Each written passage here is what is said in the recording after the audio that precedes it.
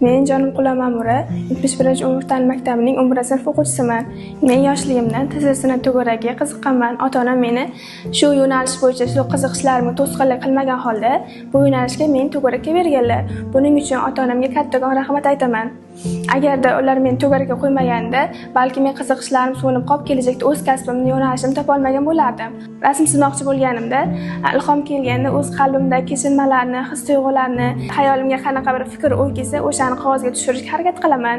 Vatanimizda bo'layotgan rivojlanishlarni, bo'layotgan yutuqlarni rasmimda qog'ozga tushirishga harakat qilaman. Buning uchun tasvir san'at o'qituvchimga kattakon rahmat aytaman. Ular menga birinchi bor qalamlarni ishlatgan, ko'proq ustozim bilan ko'rik tanlovlarga borganmiz, ko'proq yutuqlarni sovrindori bo'lganman. Bu yutuqlarni erishganimning asl sababi o'qituvchim. Shuning uchun men ham kelajakda tasvir san'at o'qituvchisi bo'lmoqchiman. Shunaqa o'quvchilarimni olimpiada tanlovlarga olib borib, ulardan o'z rahmatlarini olmoqchiman. Yaqinda bo'lib o'tgan Jaholga qarshi ma'rifat ko'rik tanlovida mana shu rasmimni aks ettirdim. Rasmimning bu tarafi jaholat, bu tarafi esa ma'rifat. Jaholat tarafda aqidaparastlik, diniy ekstremizm jihozlarni tasvirlaganman.